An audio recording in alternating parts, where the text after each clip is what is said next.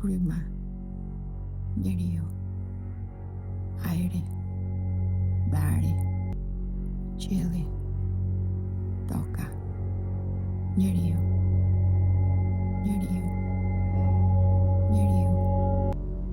fryma. Rreth shekujve 16-17, gjatë periudhës osmane, mbi themelet e një kishe, u ndërtua xhamia e Gjin Aleksit.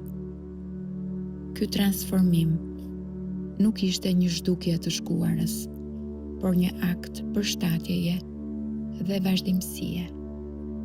Komuniteti dhe prisi i zonës, Gjin Aleksi, e kuptuan se besimi nuk qëndron vetëm në gur, por në ritualin që bashkon njerëzit.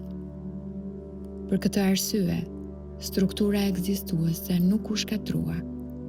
Dritarët dhe kolonat u ruajtën, mbi to u shtuan minarja dhe kupola, duke krijuar një arkitekturë të re mbi një kujtesë të vjetër.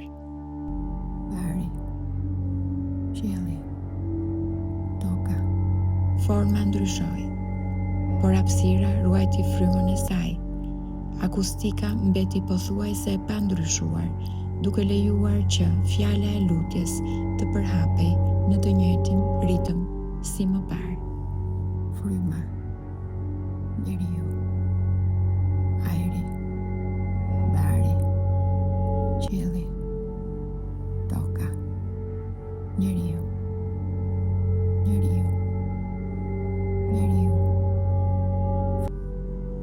Kështu vendi i shenjtë mbeti i gjallë, një hapësirë ku besimi, përtej formave arkitekturore, vazhdon të lidh njeriun me Zotin dhe komunitetin me vetveten.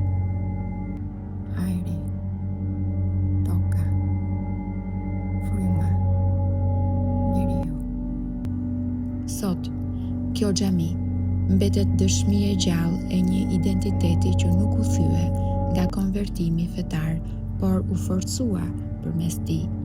Fryma, njeriu, ajri, bari. Emri i një prisi të krishterë që mbetet në portën e një tempulli islam nuk është kontradikt, por një akt sublim mirënjohjeje ndaj historisë.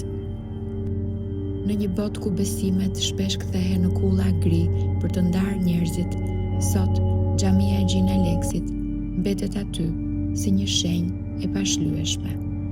Ajo na mëson se gjuha, tradita dhe respekti për rënjët janë më të forta se çdo dogmë. Është një lutje e përhershme që shkon përtej mureve. Bari, qielli, toka, njeriu.